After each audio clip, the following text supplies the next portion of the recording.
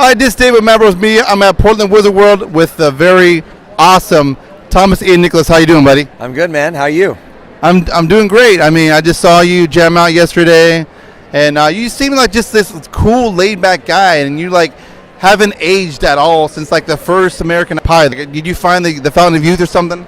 Thank you for. If only that were true. If you A and B me, you'll see I've aged a little bit.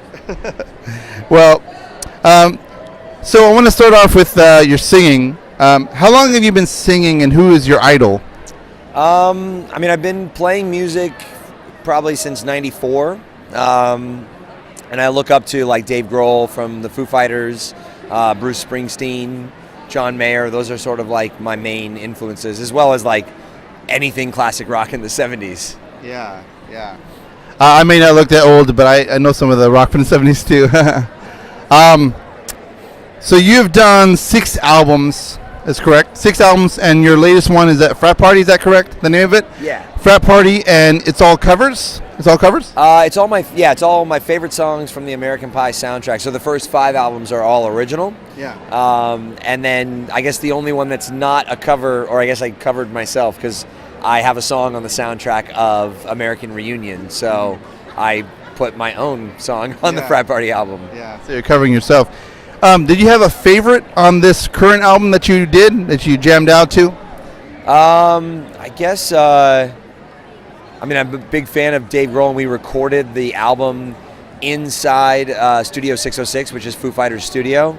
So it was pretty funny to do Times Like These by the Foo Fighters, and I asked the engineer, I said, hey, has anyone ever come into the studio and covered a Foo Fighters song in Foo Fighters studio? And the answer is we're the first. So, and I did it using one of Dave's guitars. Oh, Dave Grohl is like a legend. I mean, he played with Paul McCartney, so you can't get better than that. So, For and of course, he used to be part of Nirvana, so you can't get better than that. So when you auditioned for American Pie, the first one, was Kevin your first choice, or did you audition for other parts, or?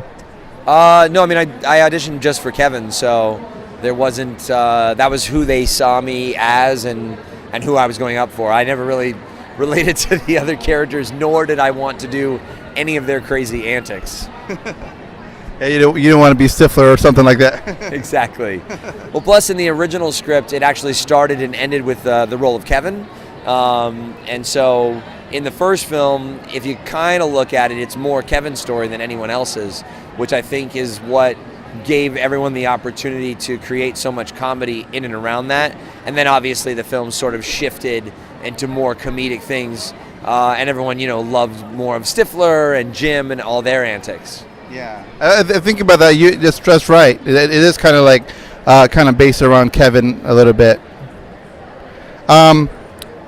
What would you say is your favorite film that you've done? Oh man, that's a tough question.